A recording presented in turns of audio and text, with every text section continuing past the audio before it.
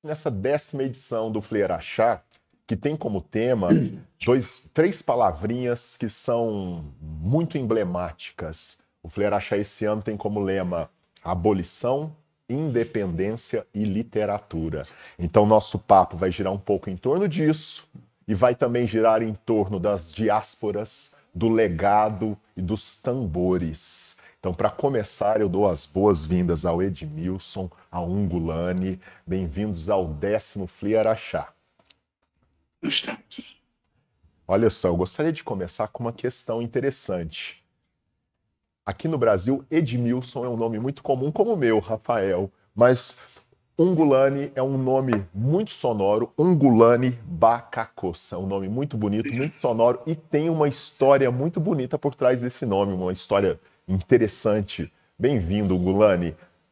Obrigado, David. Eu que agradeço o convite que me foi formulado para estar aí em Fleirachá, apesar da distância, mas sinto-me já dentro do festival. É a segunda vez, né? Você esteve aqui conosco na edição virtual, 100% virtual. Essa edição é híbrida. É verdade, já. Qual é a história desse nome, Ungulani? Por favor, nos conte. Tá bem. Olha, este nome como é que eu vou dizer, de uma maneira muito simples, é o meu nome. Pessoas da minha faixa etária, na altura do nascimento, era praticamente proibido dar-se um nome não cristão, fruto da colonização, no tempo colonial. Então nós tínhamos que ter um nome cristão. O não cristão, digamos, o nosso nome banto, era o nome de casa. E eu achei por bem, quando enveredei no campo literário, resgatar o meu nome tradicional, o meu nome não cristão, que é Ungulani Bacacossa, que nesta região sul tem um significado de diminuir os coças, que são muitos. Assim, em resumo, mas com a independência, praticamente, digamos, com esta abertura, portanto, que a independência deu os nomes não cristãos, quer dizer, os nomes a constar, digamos, no registro. Daí que eu avanço sempre com dois nomes, né? Um nome cristão e um não cristão. É verdade. Fiz-me entender. Então. Eu acho que deu um pequeno piquezinho na conexão, mas é porque um oceano nos separa. Nós estamos distantes, um oceano. Entre eu e o Edmilson há aqui uma série de serras, alguns morros, mas entre nós, Ungulani, há um oceano inteiro nos separando. As minhas desculpas, então. Não, mas foi compreensível e compreendemos perfeitamente. Muito obrigado.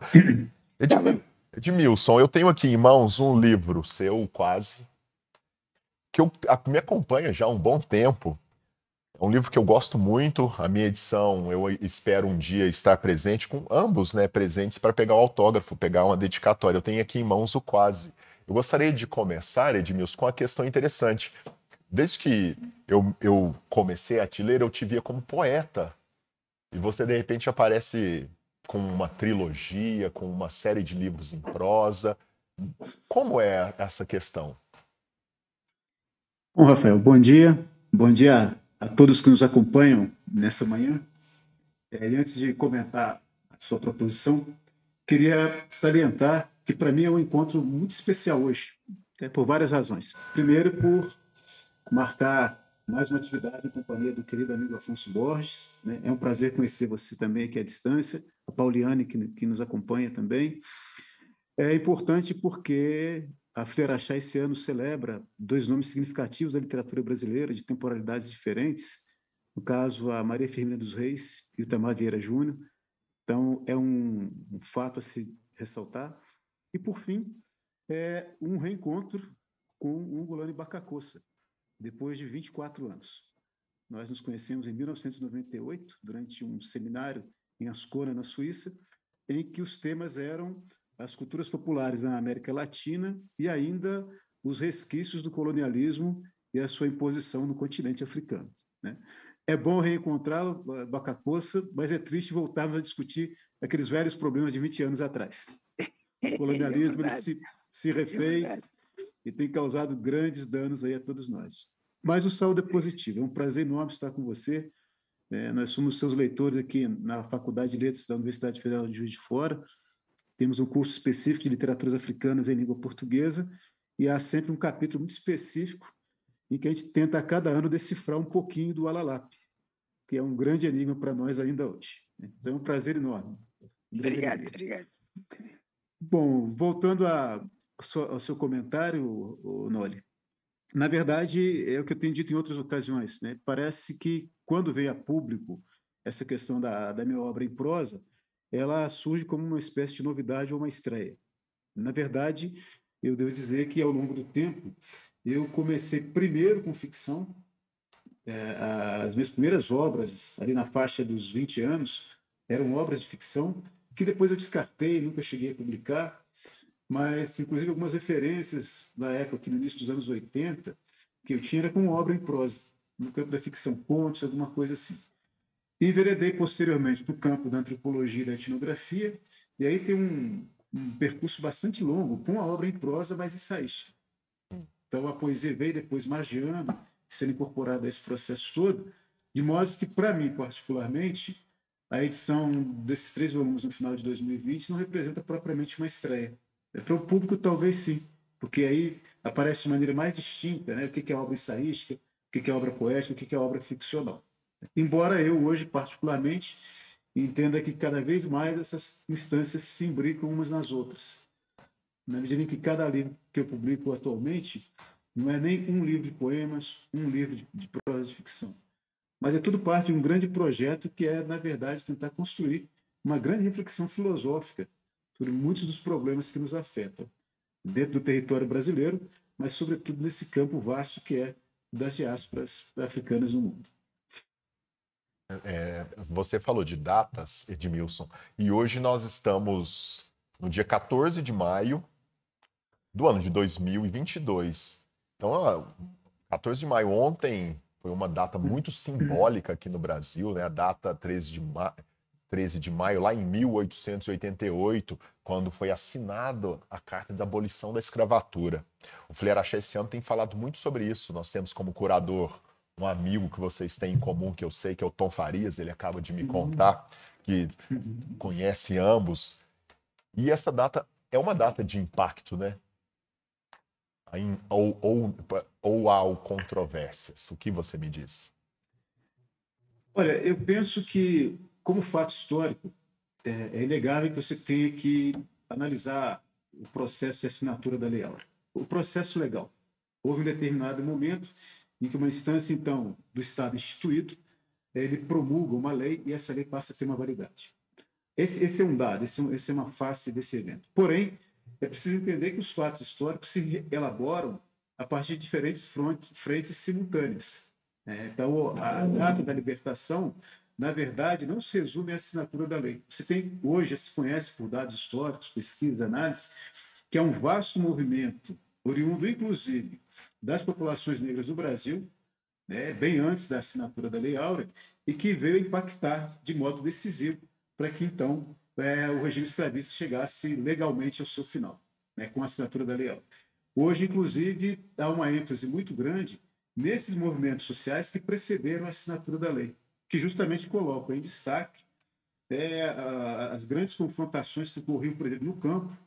O meio rural brasileiro sempre foi um território de muito tensionamento político, a violência é uma marca que atravessa esse território, mas você tem uma série hoje de relatos de insurgências, de levantes, pessoas escravizadas contra os senhores bem antes do processo de assinatura da lei. E se você pegar as 2 últimas décadas que antecedem a assinatura de fato, você tem um conjunto de acontecimentos no exterior e dentro do próprio país que vão, de certo modo, tornando inevitável o processo da assinatura da lei. Então, eu acho que, como historiador, é preciso você perceber esse conjunto de fatores para evitar algo que eu acho sempre perigoso, é você transformar uma única figura como ícone daquele fato histórico. Como aquela figura que passou de um determinado momento a ser a responsável pelo fim da escravidão, pela libertação da população negra escravizada, como é o que se costuma fazer muitas vezes com os atos nacionalistas. Você escolhe um indivíduo e atribui a esse indivíduo toda a glória de um determinado fato.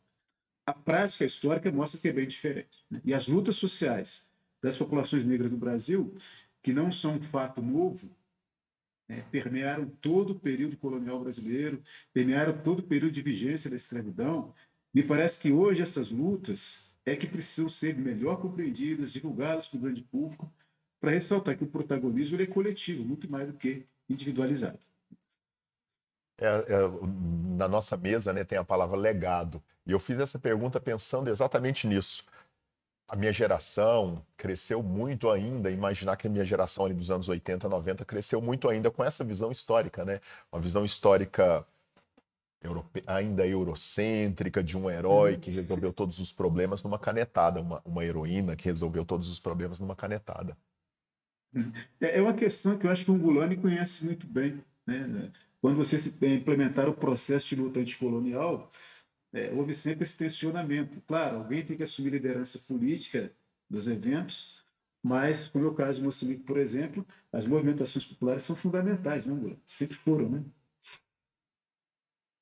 É verdade o que tu disse, uma vez que tem sido frequente na nossa historiografia, digamos, remeter-se a elucidade a uma, duas ou três figuras. E isso geralmente descamba, digamos, no culto da personalidade.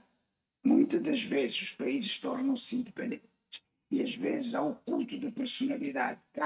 No caso em que os heróis digamos, ultrapassam, digamos, a marca da libertação e assumem, digamos, a fase posterior, que é de países soberanos, muitas das vezes o culto da personalidade é o que se verifica. E esquecemos, digamos, da grande massa e do papel, digamos, daquele sujeito anónimo que teve na libertação desse país. Eu perfeitamente acordo com o Edilson nessa vertente da análise, é verdade. E em Moçambique, esse processo foi muito mais recente que no Brasil. A gente percebe as marcas nos seus romances, né? Essa independência tão recente de Moçambique, o quanto isso impacta na sua obra. Por exemplo, eu tenho aqui em mãos o Orgia dos Loucos, por exemplo. Há um impacto forte, né? Nós percebemos dessa independência tão tardia de Moçambique, não só na sua obra, mas de muitos autores africanos.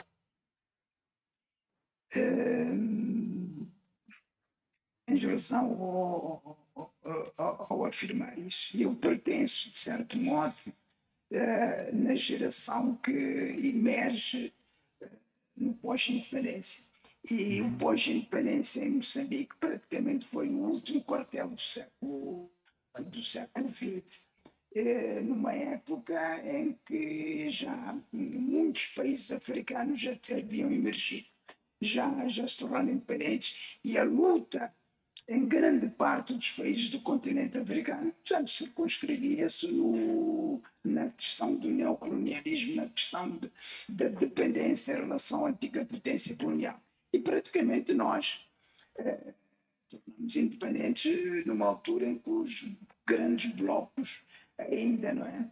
A cortina de ferro ainda existia e nós optámos por um dos blocos e as consequências que daí advieram. E, de certo modo, a minha literatura reflete um pouco esse estágio que nós passamos, digamos, e o momento histórico em que se vivia, o momento em que já se vislumbrava, em termos teóricos, praticamente o fim do chamado socialismo na vertente com que foi erigido esse edifício, e nós sofremos um pouco a consequência disso, quer em termos de prática governativa, quer em termos, digamos, do nosso posicionamento no mundo. E a literatura, por consequência, também ela é fruto, digamos, de toda uma realidade com que vivemos, e os meus textos refletem, de certo modo, essa realidade, que foram as grandes interrogações que começamos a fazer em torno do nosso e das opções que fizemos nesse país. Mas outro lado, eu acho que para o tema a que fui convidado, eu, de certo modo, olho a relação que temos, por exemplo, com o Brasil, neste momento, uma relação que está a se tornar bastante frutuosa, quer dizer, bastante frutuosa em termos de encontro. Desde o momento que me encontrei com o Edmilson, já lá vão 20 e tal anos, até aos tempos atuais, os nossos encontros, digamos, tornam-se, digamos, o encontro Brasil-Moçambique, ou Brasil-África, já não se faz, portanto, o encontro já não se faz por intermediação de Portugal. Digamos, já uma ligação mais direta, o que vai de encontro, de certo modo, ao tema que nos propuseram, que é deste legado. O legado que eu acho que, de certo modo, e acho que o Edmilson sabe perfeitamente isso, que até a própria União Africana coloca o Brasil como a sexta região. Se vermos o continente africano como 5 regiões, tanto norte, sul, centro, a parte da África Ocidental e África Oriental, a sexta região, digamos, da chamada panafricanidade é o Brasil, pela força, pelo número da população, não é? E por um grande indicador, que é este tal tambor que vocês nos remetem, que é a espiritualidade, que de certo modo nos estabelece este grande ponto que é Moçambique-Brasil. Se antes a nossa ligação, o nosso encontro, inclusive em termos literários, fazia-se através de Portugal, eu, para conhecer a literatura brasileira, teria que necessariamente passar pelo crivo, né, de Portugal, pronto, por uma questão editorial, por um lado, por uma questão, digamos, de políticas, digamos, de distribuição do livro, que era bastante difícil o livro brasileiro chegar aqui. Muita da literatura brasileira que chegava a Moçambique era através de uma coleção de livros do Brasil ou Europa Médica de Portugal. E hoje a ligação, ainda que tem, já se começa a fazer sentir. E a ligação direta dos voos entre a África e o Brasil contribui imenso para que a aproximação seja frequente e de tal ordem que hoje já podemos começar a falar dos escritores vivos e não dos mortos, como diziam e muitos escritores brasileiros que cá têm vindo quando nos perguntam, mas vocês quem conhecem como escritores brasileiros? Então nós começamos a falar dos escritores que usavam Valdez Machado de Assis e terminávamos no Jorge Amado. Então o brasileiro chegou cá e disse: vocês só falam dos mortos e não dos vivos. Eu acho que a ponte está a estabelecer-se. Não sei se me faço ouvir perfeitamente ou não. Eu te ouvo perfeitamente. Nós estamos te ouvindo perfeitamente. Ô, Nuceiro, eu posso te pedir licença para comentar só, dentre as muitas coisas importantes que o Angolano propôs, uma particularmente me chamou a atenção e acho que é fundamental. Você comenta algo hoje que, para muitos de nós aqui no Brasil, soará como uma novidade. Essa ideia da União Africana é pensar o Brasil como uma sexta área linguístico-cultural, político-cultural, que pode gerar e pode desempenhar um papel fundamental nas mediações políticas e culturais entre o continente africano e as demais áreas do planeta.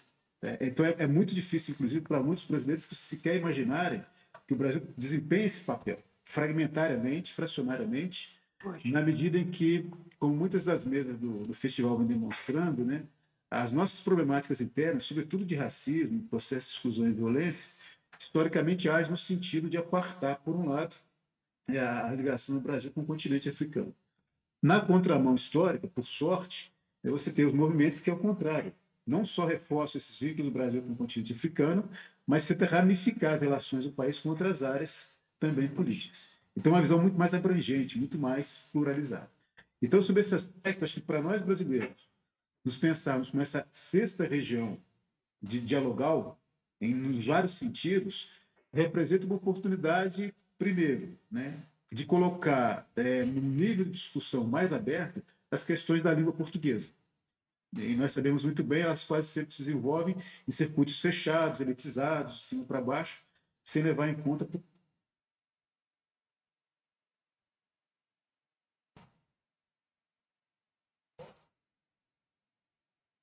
Fala tudo. Que é importantíssimo. Né? Enquanto nós dependemos dessa mediação África, Europa, Brasil, ou Brasil, África, Europa, nós temos um corte muito grande nas relações entre os autores e as realidades literárias brasileiras e africanas. O encurtamento dessa distância tem um impacto muito grande na percepção de nós mesmos, brasileiros, como afrodescendentes, porque traz elementos importantes das culturas africanas, e aí tem a ver com a proposta da mesa hoje, né? Porque as literaturas africanas trazem para nós, por um lado, essa ideia de uma continuidade, que você aludiu muito bem a partir da imagem do tambor, uma certa visão telúrica, espiritualizada, transcendente da vida. Então, esse legado como uma permanência. Mas, ao mesmo tempo, essas literaturas africanas chegam para nós com questões que nos parecem questões de uma literatura estrangeira. Então, nós precisamos entender a África também como um continente da diferença. Não só como essa identidade mecânica, automática, que parece ser muito fácil de se fazer. Então, eu acho que essa noção histórica, política, de que o Brasil tem um vínculo profundo com o continente africano, ela tem que estar ligada, sobretudo, a políticas de Estado.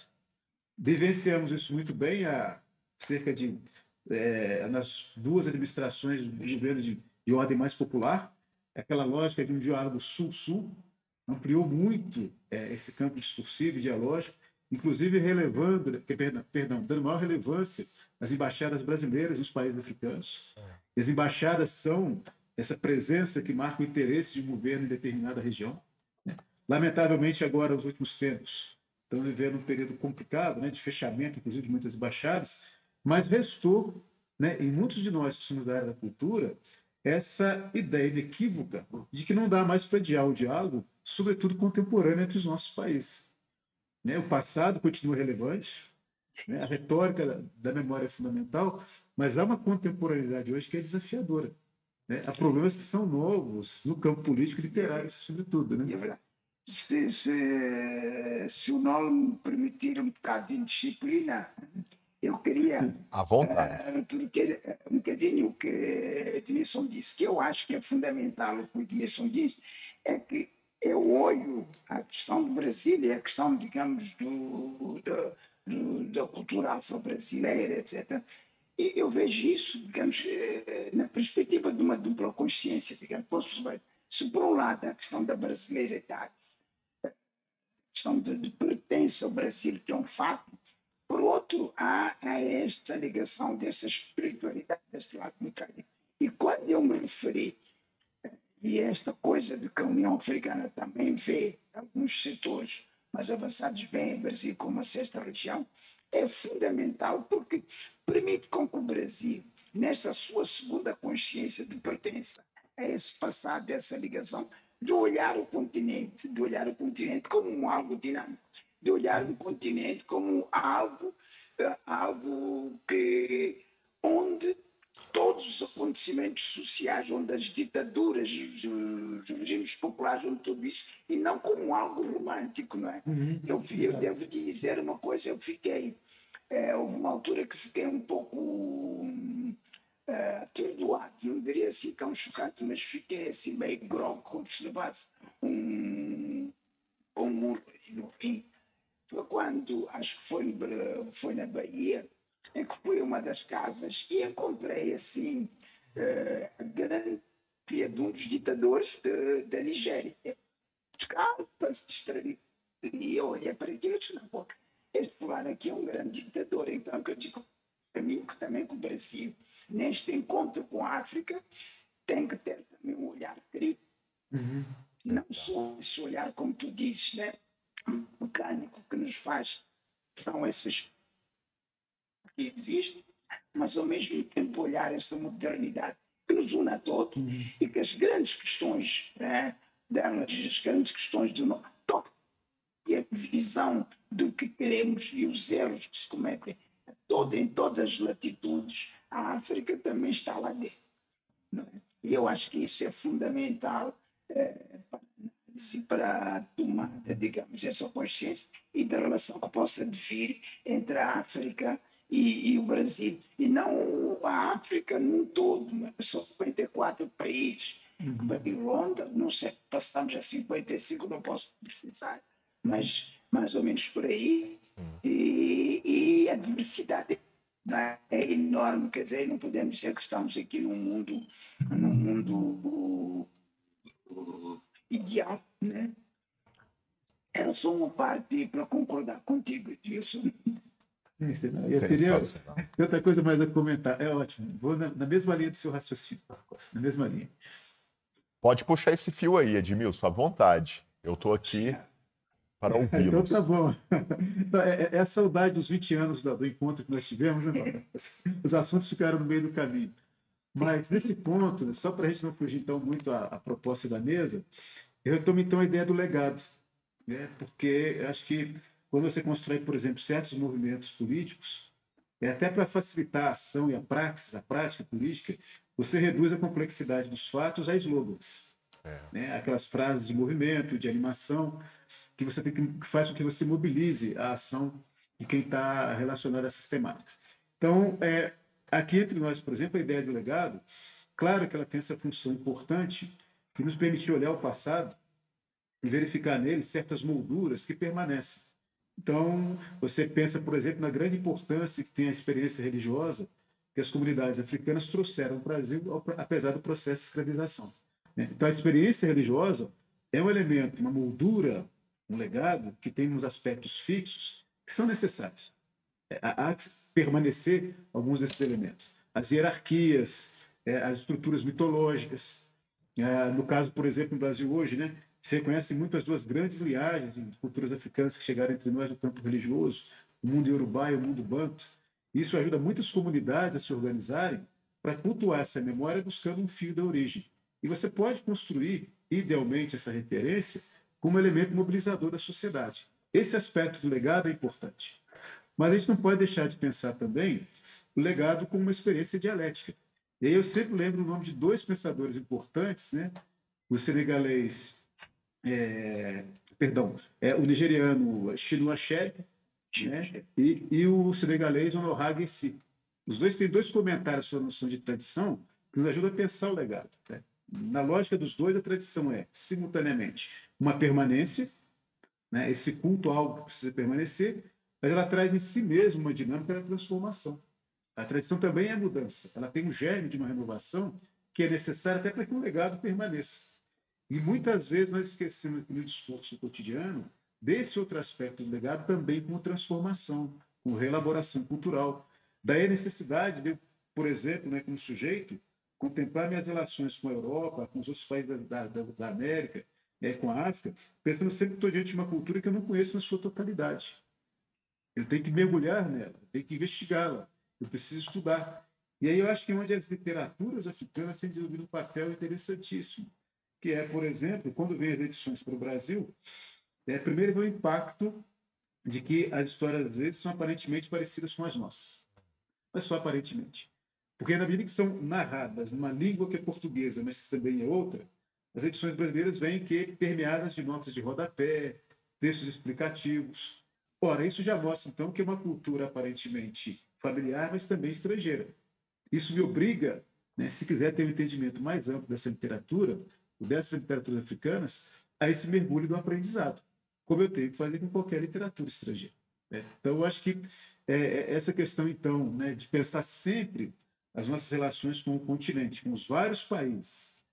Né? E aí o Ungolano lembrou muito bem, né? É um continente que está fracionado em diversas nações, com histórias próprias, peculiares. Não dá para colocar tudo no mesmo cesto, como se fosse uma identidade única. Então, demanda um grande esforço da nossa parte aqui na América do Sul, sobretudo, para buscarmos nessas culturas africanas aquilo que nós reconhecemos e aquilo que precisamos conhecer. Então, a literatura brasileira, em alguns aspectos, faz essas perguntas, faz essas demandas, mas eu particularmente ainda vejo grandes lacunas, né? Eu vejo muito mais provocação das africanas sobre nós do que da literatura brasileira, às vezes, em relação às literaturas africanas. São questões importantes, né, que hoje, como o Angulano lembrou muito bem, até por conta da tecnologia, tem nos aproximado mais, escritores, escritoras, teóricos, né, para colocarmos isso como temas de discussão cotidiana. Né? Me lembro aí que no início da década de 80, nós tínhamos, às vezes, um seminário, um simpósio, de um período longo entre outros. Né? Demorava-se a ter um encontro. A década de 90 foi muito fértil e as universidades tiveram um papel importante nesse processo. Né? A introdução de disciplinas de literaturas africanas em várias universidades públicas brasileiras viabilizou a realização de seminários, a vida de escritores africanos, né? Uma aproximação maior com teóricos brasileiros. Né? Há uma pleiade de nomes que a gente pode citar que foram como que semeando esse território que hoje, com as tecnologias, que nos aproximam de certa maneira, podem frutificar muito mais. Né? Seja no campo da editoração dos livros, na reedição de obras. Né? Nós temos obras importantes. Eu não sei, por exemplo, Angulani, se nós temos uma edição brasileira do Alalap. Eu te confesso que eu não sei. Né? Precisaríamos. Nós não temos uma edição, por exemplo, de obra completa do José Craveirinha no Brasil. Não temos. Né? Não temos, é fundamental. Né? O Craveirinha hoje é importante para pensar, inclusive, o nosso tema. Me lembrei imediatamente dele, pelo seu poema famoso, né? Quero Ser Tambor. E, por um lado, né? E aí, se você me permite, para fechar rapidamente, né? Eu leio um fragmentozinho do poema, ele é bem longo. O Craveirinha nos coloca nessa discussão sobre o legado como algo que permanece e algo que se transforma. Quando ele diz, né? Ó velho Deus dos homens, eu quero ser tambor, e nem rio, e nem flor, e nem zagaia por enquanto, e nem mesmo poesia. Só tambor ecoando a canção da força e da vida, só tambor noite dia e noite só tambor, até a consumação da grande festa do batuque. Ó velho Deus dos homens, deixe-me ser tambor, só tambor. Então esse Craveirinha evoca para a gente, sob um certo aspecto, essa lógica da permanência da cultura como um legado, né, que se instituiu e que vai precisar dos herdeiros para que se mantenha também. E aí, imediatamente, eu penso no contraponto, mas esse poema chega para nós na diáspora. Ele chega na diáspora. Então, eu faço um link com o Derek Walcott, que vai escrever um poema fascinante, em que ele vai dizer justamente o seguinte, né? E aí, se vocês me permitem, é um poema curto e que é o contraponto da lógica do Craveirinha. Não se opõe, mas se complementa. Né? O poema se chama Mapa do Novo Mundo. Ao fim desta frase, começará a chover. Pela margem da chuva, um barco. Veleiro longeando a visão das ilhas, a crença nos portos de toda uma raça adentra a neblina. A guerra de 10 anos finda. O cabelo de Helena, uma nuvem cinza, Troia, fosso branco no mar garoante. Os pingos se esticam com cordas de harpa. Um homem de olhos brumosos colhe a chuva e brota a primeira linha da Odisseia. Bom, o Walcott vai pegar exatamente, né, o legado grego, reler, reelaborar, reconstruir e criar aquela ideia de que as Áfricas no mundo são outras. Né? Mas continuam sendo Áfricas da mesma maneira. Então, cria-se um dialogismo entre duas noções de uma cultura que tem que permanecer como legado e de um legado que tem que ser transformado. E isso gera para a gente, né, todo um campo filosófico extraordinário, que vai dizer o quê? Que, não obstante o processo histórico violento, agressivo, destrutivo, as muitas culturas africanas, como tantas outras ao longo da história, criaram frestas, né, brechas relacionais, para que pudéssemos estar aqui hoje discutindo essas questões. Com certeza. Os continentes saqueados não foram continentes extintos. Os indivíduos violados não foram indivíduos extintos. Então, muito dessas discussões passam pelos textos literários, né? Passam pelas obras, pela exposição dos autores. Daí, então, a necessidade desses encontros que a gente precisa manter vivos. Com certeza. E a questão, muita coisa interessante e importante foi dita aí. Sobre o tambor, por exemplo, nós vivemos no Brasil um momento meio delicado, não é segredo nenhum, e nós estamos vendo, por exemplo, no Brasil, uma resistência, sempre existiu, mas talvez agora mais óbvia, a religiões de matriz africana. E por um outro lado, nós estamos acompanhando aqui notícias de uma expansão de igrejas brasileiras em território território africano. E aí nós estamos falando aqui de um tambor, nós estamos falando de um Brasil que é parte da África, e vivemos um momento que me chama a atenção isso. As religiões de matriz africana cada vez mais vistas de forma pejorativa, perseguidas, nós estamos vivendo invasões de terreiro, diversas situações problemáticas e acompanhando, por um outro lado, uma abertura. Aí eu gostaria de jogar para vocês essa questão, eu voltaria como professor de geografia que sou, nós três aqui somos professores, pensando nesse tambor que cada vez mais difícil de ser tocado no Brasil, percebendo um avanço de visões religiosas, sobretudo neopentecostais na África, e vendo um Brasil tão grande de dimensão e tão populoso, né? Nós somos uma das nações mais populosas do mundo, nós somos um dos países maiores do mundo de extensão, e essa aproximação cada vez mais me parece uma aproximação de que, o Ngulani disse muito bem, né? Brasil e Moçambique, Brasil e países africanos cada vez fazendo um contato sem essa intermediação de Portugal, mas às vezes me parece que esse gigante que é o Brasil pode dar um passo perigoso de assumir um papel que Portugal já assumiu, de ser agora a nação que vai controlar todas essas 54 outras nações, por ser essa grande potência e por estar vivendo momentos políticos tão conturbados. O que vocês me dizem? Você quer falar da expansão neocristã, Ngulani? Eu retomo depois.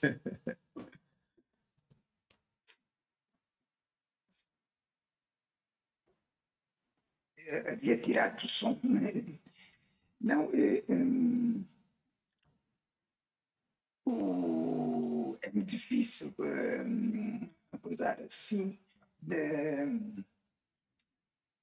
o tempo. Em relação só no caso, por exemplo, de Moçambique, só no caso de Moçambique, onde, em termos populacionais, nós temos cerca de 30 milhões de habitantes. E, em termos de legalização, veja, de legalização das seitas, dos grupos religiosos, nós temos cerca de 700 e tal seitas que andam por aqui. Né? Pentecostais, de matriz animista, de matriz. E esta proliferação toda, que muitas das vezes tem a ver com o estágio de desenvolvimento e o grande índice de analfabetismo também com que este país também graça, porque nos antípodas deste país, se a gente vai a um país nórdico, não é? No universo de 10, 15 milhões de habitantes, nós encontramos 2 ou 3 seitas religiosas, digamos assim. Mas aqui nós já ultrapassamos quase que acima de 500. E isso traz um problema. E, por outro lado, também a aproximação com o Brasil, essa aproximação com o Brasil também facilitou, não só pela língua, né? A língua foi um elemento fundamental da entrada do Brasil nos nossos países, aproximação, e é normal que isso aconteça. Eu até não sou tão radical nesse ponto, que é normal, porque essa aproximação que se faz através da música, que se faz através da culinária, que se faz através da moda, que se faz inclusive, veja também, inclusive através dos nomes, muitas das vezes por influência até das telenovelas, não é? Nos certos estratos da população deste país, os nomes brasileiros também proliferam. Pronto, há um encontro nesse positivo ou negativo, não vem ao caso, que se faz também através, digamos, da espiritualidade, como podemos dizer, a este encontro, a entrada massiva, digamos, de certas religiões, digamos, desses grupos pentecostais aqui no nosso país. E os dramas, não é? E a entrada desses grupos, tem uma implantação rápida, porque conseguem agregar alguns elementos de uma espiritualidade comum. Não sei se me faço entender, é uma espiritualidade comum que faz com que um determinado grupo entre neste país e rapidamente, não só pela língua, mas por elementos comuns, faz com que tenha uma implantação muito forte. Agora, é positivo, não é positivo, eu diria, é como a primeira maré, digamos, que despeja, digamos, todo o lixo que vem do alto mar, não é isso? Depois as outras águas vêm, já vêm mais puras e nós vamos decantando com o tempo e com o processo, porque é inevitável. De outro modo seria coartarmos, digamos, a entrada desses grupos. Agora, também há necessidade de se definirem regras, não é? Mas isso não é o nosso campo, é o campo dos departamentos jurídicos, arranjarem formas de se limitarem, de se encontrarem formas. Mas eu acho que pelo campo da espiritualidade, não sendo uma área, digamos, minha e não tendo um grande domínio nesse sentido, mas eu sinto que com esta abertura, nós, em relação ao Brasil, o campo é extremamente vasto e o tempo irá decantar, não é? E aquilo que é pérfido, aquilo que é manifestamente ruim, irá ficar pelo caminho. Bom, como o Bacacossi bem demonstrou, o cenário ele é bastante complexo e eu acho que, a princípio, pelo menos no meu posicionamento, a intenção não é trabalhar com juízo de valor. Eu acho que é importante, até pela posição que a gente ocupa, às vezes você exercitar com um certo distanciamento crítico a tentativa de compreensão desses fenômenos religiosos. E aí eu falo rapidamente de algumas questões que me parecem fundamentais. A primeira delas, por exemplo, quando a gente trabalha com a noção de campo religioso, o cenário do campo religioso brasileiro, e agora com essa aproximação, né, com os países africanos, como Moçambique, Angola, mostra que, historicamente, sempre foram campos religiosos tensionados, complexos, marcados por grandes contradições. Então, se hoje nós temos um aumento das denúncias desse processo de agressão de um determinado grupo religioso contra outro, isso não é um fato novo. Há uma intensificação de um processo que é histórico. É só olhar, por exemplo, as partes policiais do Brasil do século XVII, do século XVIII, essa temática das perseguições, das agressões já estavam lá. Elas foram, com o tempo, ganhando, né, mais intensidade e hoje uma visibilidade, uma evidenciação maior. Então, acho que esse primeiro fato é importante de pensar. Nós temos um campo religioso tensionado, né, sobre vários aspectos. Não só do ponto de vista da materialidade, nas práticas, né, as roupas que se veste, os ritos que se faz, mas, sobretudo, os pontos de vista. As religiosidades que permeiam o território brasileiro desde sempre, às vezes conseguem ir naquela linha que o Bacacossi comenta, né? Tem profundas diferenças, mas tem pontos comuns. E esses pontos comuns facilitam, às vezes, uma projeção maior de determinadas tendências sobre as outras. Eu só penso que, por exemplo, né, muitas práticas neopentecostais, às vezes, trabalham naquela perspectiva ambivalente de, por um lado, recusar e rechaçar práticas populares de religiosidade, mas, ao mesmo tempo, se valem delas para um processo de aproximação e de convencimento dos novos devotos. Então, há dezenas, centenas de exemplos para quem trabalha com esse campo de observação. Então, o que eu acho importante nesse sentido, né, só para não alongar a discussão, é que, primeiro, a gente tenha, como o Bacacossi lembrou bem, né, alguns parâmetros jurídicos que limitem determinadas práticas que transcendem o campo do religioso. Né, práticas nas quais a religião é usada como instrumento para, na verdade, atingir outros fins. Por exemplo, essa relação perigosa entre religião e Estado. Eu acho que o caso da Constituição brasileira, né, prega um Estado laico, então é importante que, nesse momento, essa separação continue, para bem da pluralidade de práticas religiosas que o país tem e para bem do sistema democrático. Essa junção, né, de religião e Estado, que beira perigosamente a voz de um procedimento teocrático, isso é danoso, né? Já foi danoso no passado e é danoso para as democracias modernas também, porque enfraquece justamente o reconhecimento da pluralidade das várias identidades religiosas ou ideológicas, como quer que seja. Então, o que eu acho, e aí só para finalizar, né, é que nesse ponto, muito especificamente, de novo, eu volto às práticas literárias. Elas têm uma capacidade imensa, se a gente pegar praticamente todos os livros, né, publicados por autores africanos da década de 80 para cá, e de muitos autores brasileiros, direto ou indiretamente, a questão da crença no sagrado, em algum momento, perpassa esses textos. seja para afirmá-los, seja para negá-los. Então, isso prova que, e aí eu concluo, né, que nos nossos países, não reconhecer a relevância das práticas do sagrado é cometer um erro político muito grande. Do mesmo modo como, né, identificar todas as práticas políticas como danosas também é um erro de compreensão da nossa realidade social. Maravilha. Nós falamos bastante do legado e do tambor. E a diáspora? O que nós podemos falar sobre a diáspora? Ngulani, senhor? Nos... Mas eu tenho os pés aqui e vou observando um pouco assim, a distância e na questão da diáspora, mas pronto, e vejo sempre em várias vertentes, né? E estamos aqui neste diálogo, neste diálogo Moçambique-Brasil, neste diálogo em torno da língua portuguesa. E estamos a falar aqui de uma diáspora que remonta, digamos, a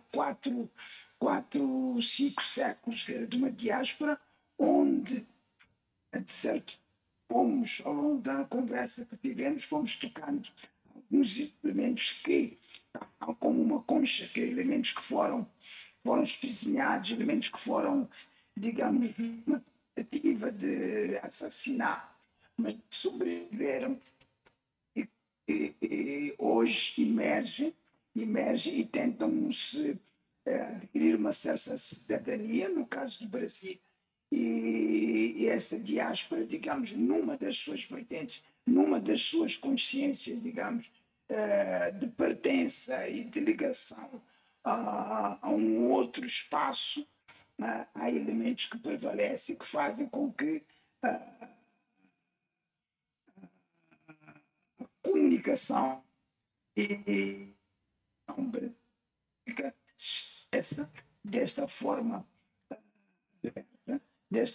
plural como está-se a estabelecer aqui, independentemente inclusive da cor da pele, porque há elementos culturais africanos, quer dizer, que ultrapassam, porque impregnam-se, digamos, dentro de toda uma cultura brasileira, não é? Quando eu vou e chego, digamos, a um determinado espaço brasileiro e me explicam ao nível da culinária, eu sinto, digamos, que há aqueles elementos que ao longo do século, né, se foram transformados, mas que lá estão e que se incorporaram e deram, digamos, um corpo, digamos, a um Brasil, mas a um Brasil ligado também a um continente. Eu não sei, eu creio que o Edmilson tem vários, mas neste campo da diáspora, neste campo eu acho que o Brasil tem muito a dizer. E eu, quando me referi no princípio da questão da acesso da religião, muitas das vezes alguns ficaram meio estupefatos aqui no continente africano, muitas vezes ficavam a pensar nos Estados Unidos da América, digamos, quer nos movimentos intelectuais como começaram, digamos, nos Estados Unidos, nas Caraíbas, os grandes intelectuais, mas o Brasil não só pelo número, mas acima de tudo pela força com que esta espiritualidade, este elemento da diáspora foi se sedimentando nesse país quase continental, como diz o Noli, e essa diáspora ligada, digamos, ao continente, ela é visível, é forte, é dinâmica.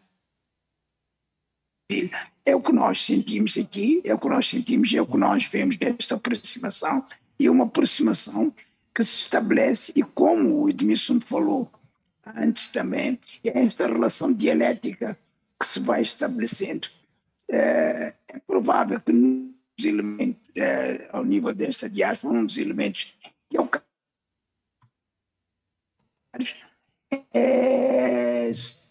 sinto, digamos que em termos de literatura, onde o elemento afrodescendente, digamos, a nível do Brasil, não se faça sentir com muito vigor.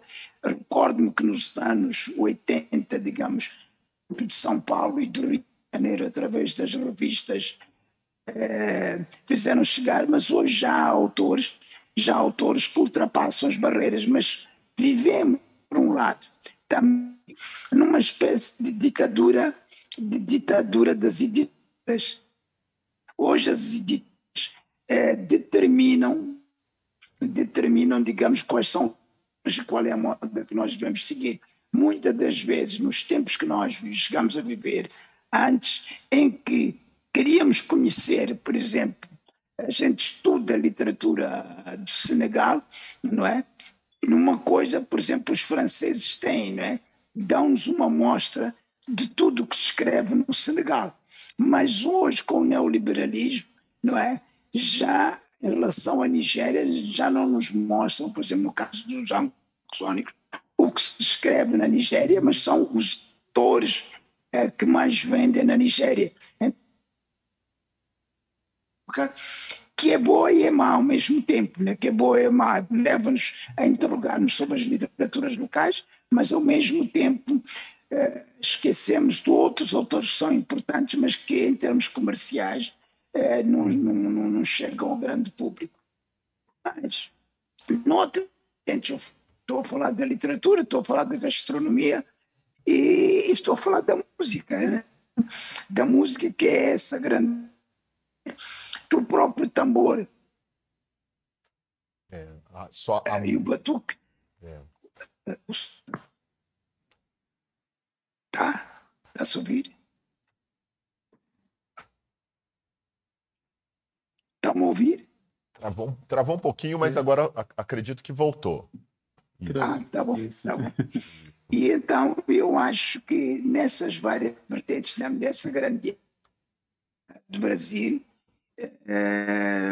eu sinto dessa forma, né, nessas várias vertentes, mas eu acho que a Edmilson pode ter outros elementos a acrescentar e que provavelmente me foge a mim, e eu que sou aqui com os pés, umas âncoras que me tiram destas águas do Índico, e que Edmilson talvez possa voar melhor que eu nesse sentido. Meu amigo, acho que mesmo com os pés fincados, nós voamos, né? Me faz lembrar meu grande amigo poeta Salgado Maranhão, que fala que precisamos ter raízes. Precisamos ter raízes aéreas. As raízes aéreas. Bom, o nosso tempo é curtíssimo, já está se encerrando, e essa questão de diáspora hoje ela é incontornável. Eu acho que a gente pode pensar nela sobre vários pontos de vista, e acho que dá para sintetizar só dois aqui para a gente deixar assim como proposição para que as pessoas depois procurem. Há uma vasta bibliografia hoje sobre as questões diaspóricas, sobretudo as afrodiaspóricas, né? Não é um material difícil de se encontrar. Mas eu penso primeiro do ponto de vista, vamos dizer, humano individual, né? Diáspora pressupõe sempre sofrimento, né? Não há quem tenha que sair do seu território, do seu continente, da sua casa, forçado por alguma circunstância, seja guerra, fome, desastre climático, ditadura, né? Esse deixar o seu lugar, né, de uma certa origem de maneira forçada, que é o que está na base das diásporas, implica uma perda pessoal e afetiva sempre muito grande.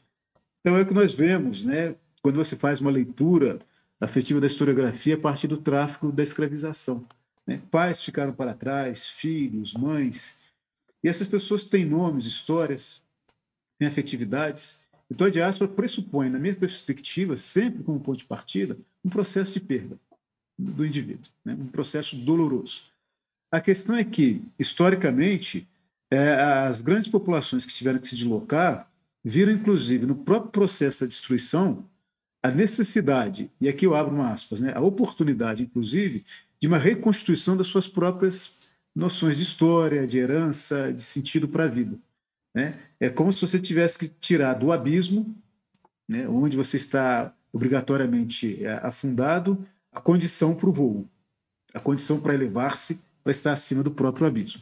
Então, acho que a diáspora tem essa grande metáfora que alimenta muito das obras que se tem escrito ao longo dos séculos, né? Os romances, os poemas, as pinturas, as canções.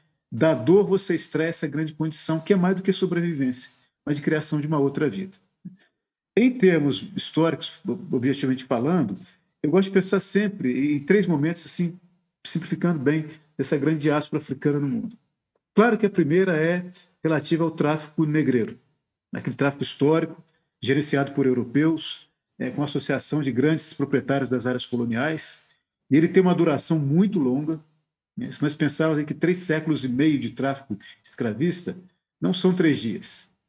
Isso implica em deslocamento de populações que poderiam ter ficado no continente africano e contribuído, né, com as suas competências e capacidades para o desenvolvimento do próprio território. Essas pessoas foram deslocadas, realocadas em condições de trabalho forçado, em que muitas de suas potencialidades foram podadas e continuam sendo. Então, essa primeira grande movimentação diaspórica histórica, ela tem um peso demográfico muito grande, né? Por um lado, a redução drástica de população em áreas africanas e o aumento repentino de populações em áreas do continente americano.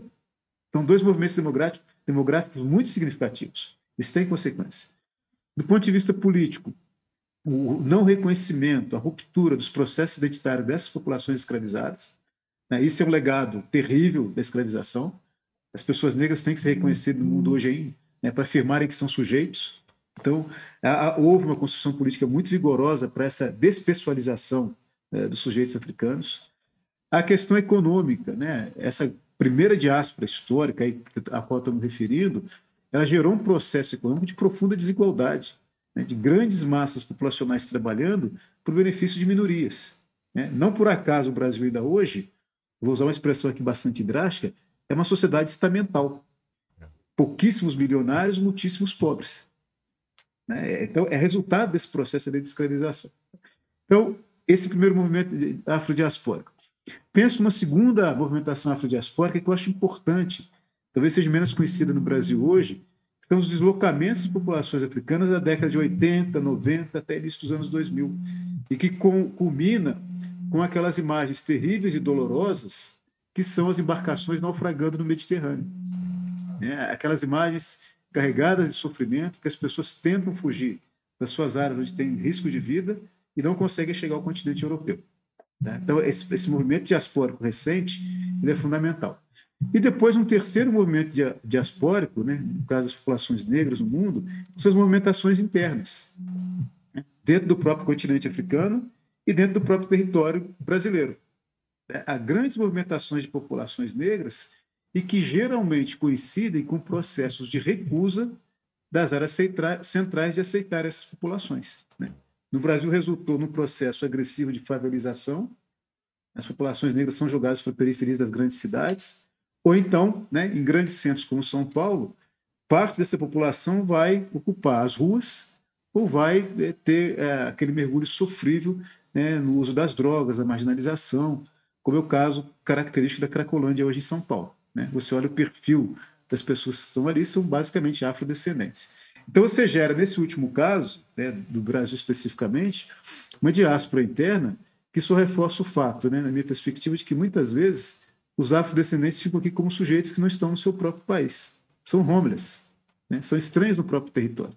Então, todo esse mecanismo, né, que eu simplifiquei bastante aqui, ele mostra, por um lado, né, o quanto que a diáspora ela corrói ordens sociais, o quanto que ela destrói afetividades, mas, ao mesmo tempo, né, ela gera todo um campo de trocas culturais por necessidade de sobrevivência, até às vezes por interesse de conhecer as culturas da diferença. Esse campo ele é extremamente magnetizado, ele é rico. Né? No campo da música, é só olharmos o que acontece aí. Né? Fusões extraordinárias de instrumentos, de vozes, de línguas. No campo das artes plásticas hoje, você pensar as pinturas de artistas que evocam a diáspora, né? Você nos coloca aí num espaço de percepção das múltiplas identidades que nem o próprio movimento iluminista europeu cogitou em levantar. Né? Você pensar em identidades plurais, um sujeito que é múltiplo, um sujeito que é diversificado. Né? Quando nós pensamos, por exemplo, em termos de literatura, que eu acho que hoje talvez seja um grande desafio para os escritores brasileiros, escritoras brasileiras, pensar que a diáspora é para nós a oportunidade de não só reafirmar a lógica de uma afro-brasilidade, né? Tentar recuperar essa ideia de que o sujeito negro no Brasil participou da construção, ainda que minimamente, né, por causa do status quo, de uma ideia de nação.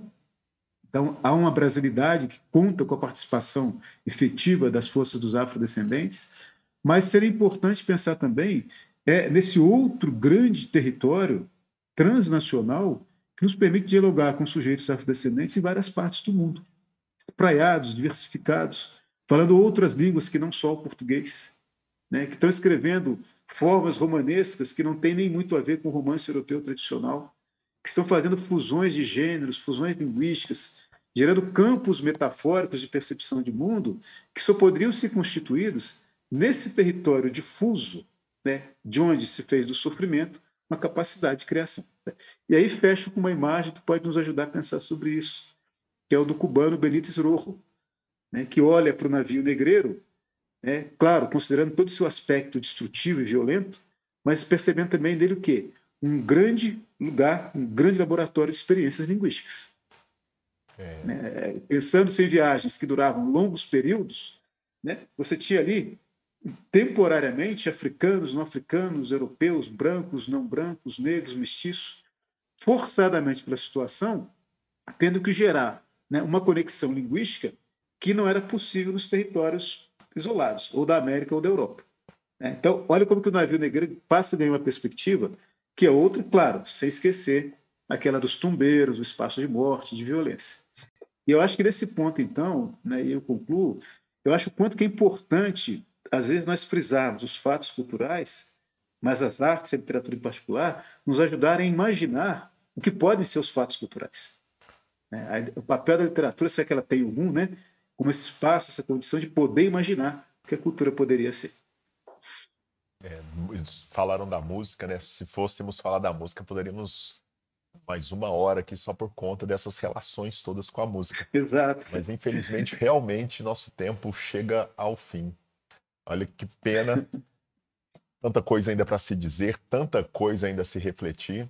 Gostaria de agradecer muito Edmilson, Ngulane, foi um prazer imenso. Gostaria de agradecê-los por esse momento, por tanta coisa importante que foi dita, por tantas reflexões que foram levantadas aqui, e eu acredito que todas as pessoas que estão nos acompanhando agora e que vão nos ver posteriormente vão ter muito o que pensar, muito o que refletir. Gostaria de deixar para vocês um momento para as despedidas e agradeço a presença de ambos.